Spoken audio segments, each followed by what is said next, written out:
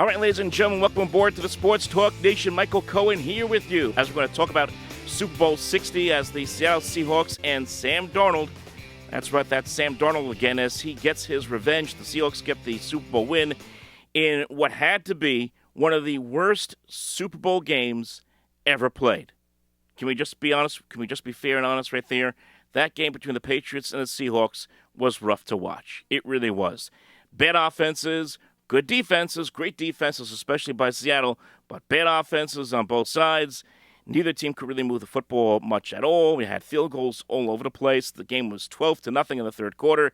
It was awful to sit there and watch.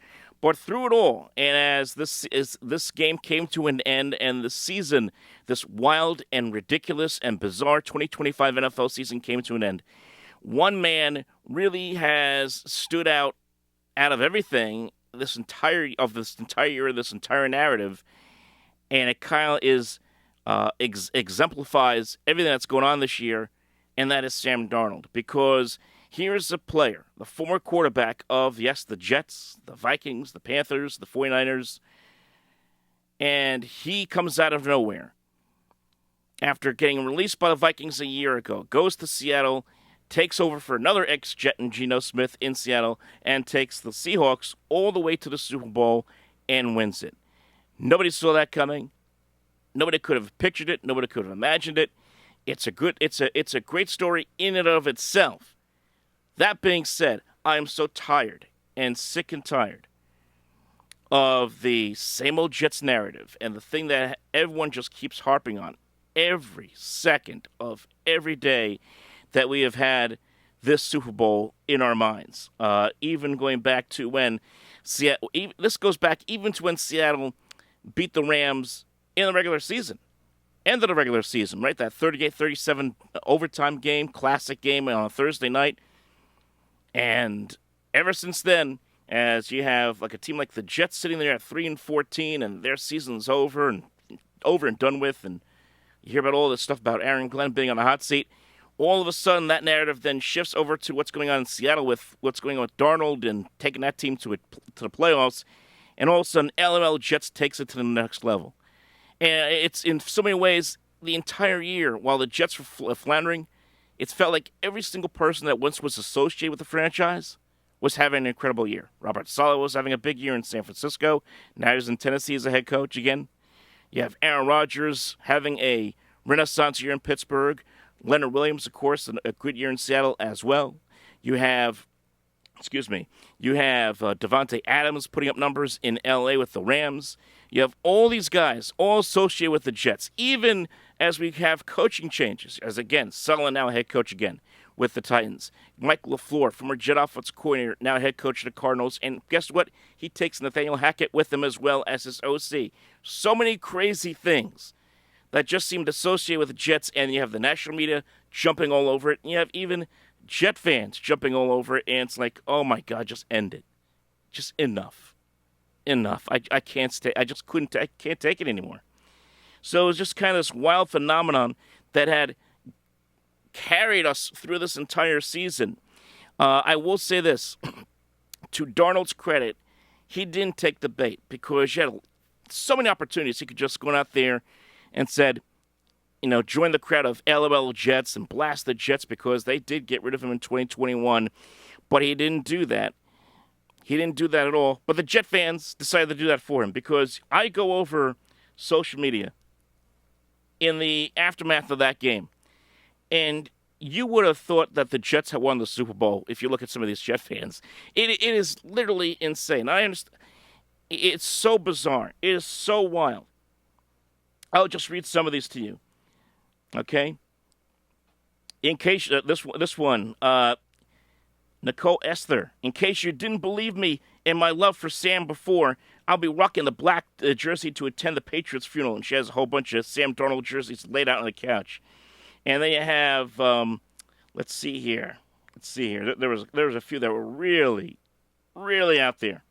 He was the one. This is from Jay Gray, Jay Gray Jets posting on Twitter. Sam Darnold holding his finger up in the air. He was the one, ... And of course, referring that the Jets should have kept him, which I agree with. But, you know what? A lot of that was also because of the fact that defense and Kenneth Walker were incredible. Darnold had his struggles in this game, guys. Let's just be honest. Let's quote what it is. He did struggle in this game. He didn't turn over. He certainly could have a couple of times. Had a couple of Patriots dropped a couple of potential interceptions in this game. But 19 out of 38, 202 yards, a touchdown. Not great, not outstanding, but certainly better than Drake May, who was just absolutely abysmal in this game on Sunday night.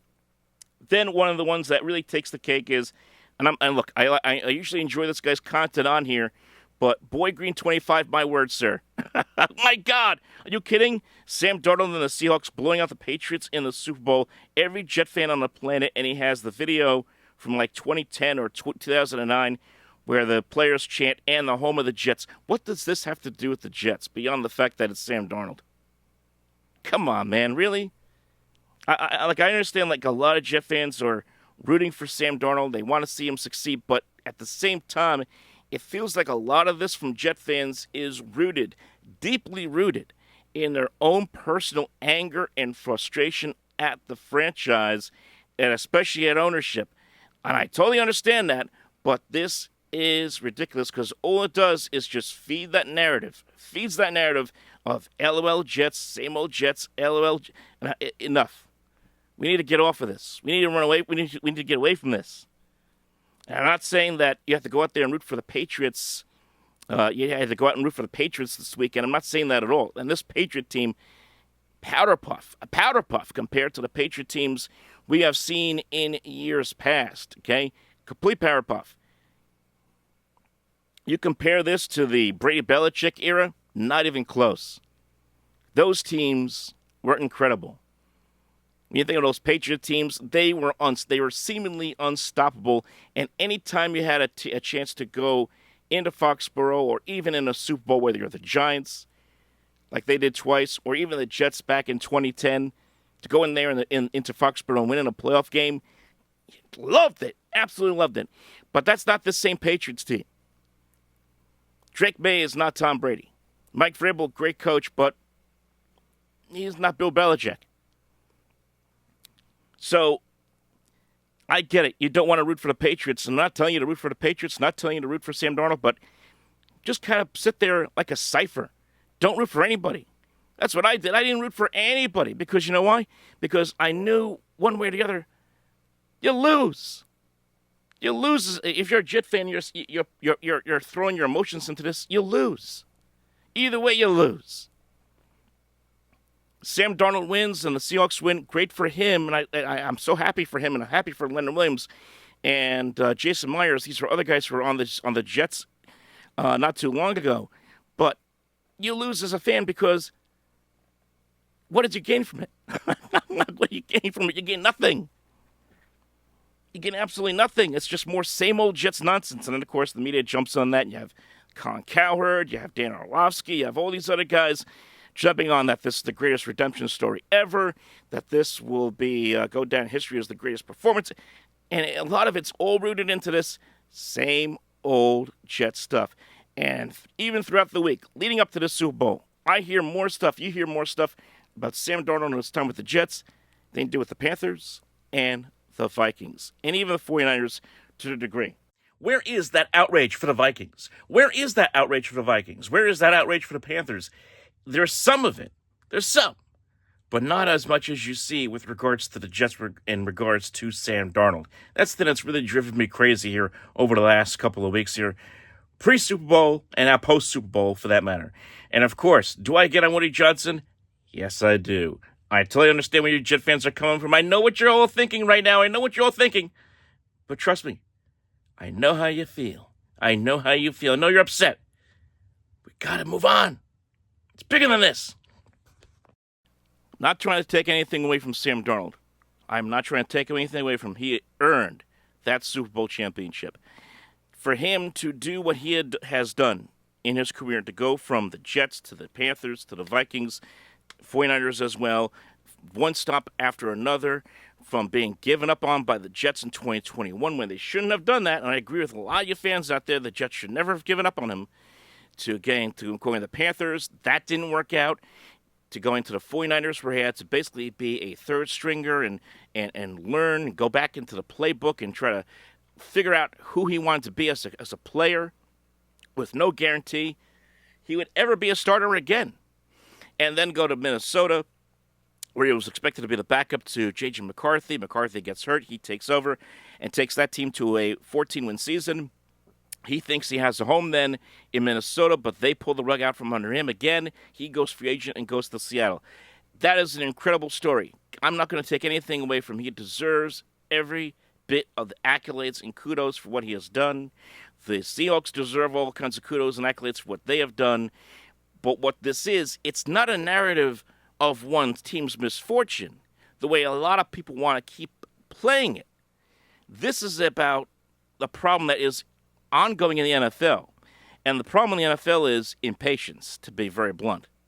You have teams that give these coaches and these quarterbacks and a lot of players that, whether they're drafted high in the draft or they come with a high price tag in free agency, there is no patience.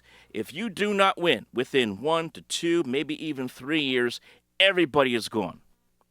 This is no longer a league where you have a program. You have a core. You have a head coach who has a plan, and he's there for 7, 8 years. The days of, think about this. We just had 10 head coaching changes, right? Mike Tomlin and John Harbaugh were two of the longest tenured coaches that were remaining in the league after Belichick had left, right? And I think both of them were, 18 years, 18, 19 years with the Ravens and Steelers, respectively. We're never going to see that again. We're never going to see that again. These teams, these owners, they're so impatient, they will gut it at the flick of a wrist. You go 6-11 after going 10-6 or 10-7 the year before, gone. You're out of here. But what about this kid? What about these kids we have here that we drafted in the draft the year before? Who's going to develop them? I don't care. And that's what happens. And that's what happened to a player like Darnold, because the Jets, for example, and I hate to bring them up, fire Todd Bowles, you draft Darnold in a year where Bowles is on the hot seat. He showed signs of improvement, but of course, because the Jets went 5-11 that year, they fired Bowles.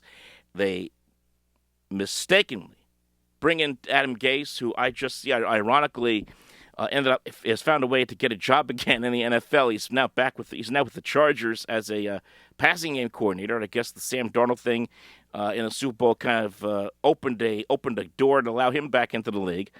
But you have Adam Gase now back in the league. You have Adam Gase. That was a disaster. And then he gets shipped out because the next coaching staff that comes in wants their own guy. So where's the patience? Where's the development there? And that's the problem with the NFL. It's not just a Jet thing. It's not just a Viking thing. It's not just a Panther thing. Heck, the Panthers pick them up, and after starting out well, had a few bumps in the road, and then they said, "Oh, let's bring in Baker Mayfield." That didn't work, and then they cast both of them away.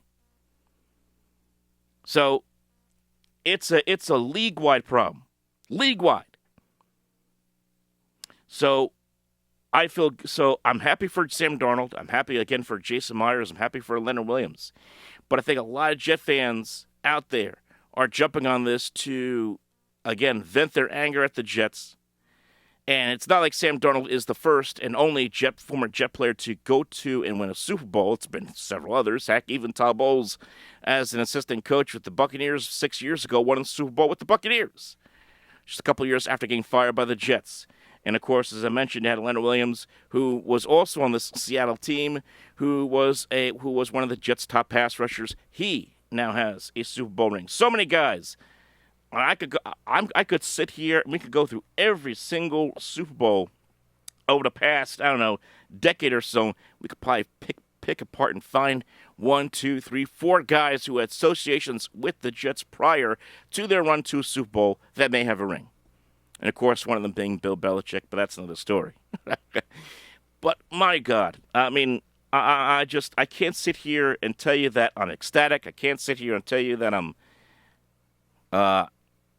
waving pom-poms in the air. Because, to me, I'm just sad. I am just sad because this was, as I said, an example of everything that's wrong with the league right now. Everything that is wrong with the way teams are run.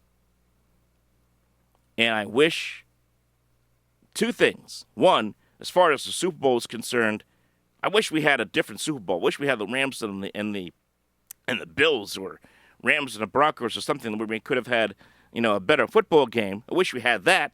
But I also sit there and wish we lived in an alternate universe where this worked out with Sam Darnold. But it didn't. I do wish that. I wish it had worked out, but it didn't. It didn't at all. So I can't sit here and tell you that I feel great. I feel I'm happy for him, but I'm sad for the fans, for the franchise, for the fans who have waited a long time and are still waiting for that team over here in Florham Park to get their heads out of their you-know-whats to figure things out. I feel bad for those people who just keep waiting and waiting and waiting and keep having seemingly the rug pulled out from underneath them because, well, LOL Jets, same old Jets. So tired of it. The only thing I am happy about is that this season is now over, and we don't have to talk about it anymore. One of the most bizarre seasons we will ever see.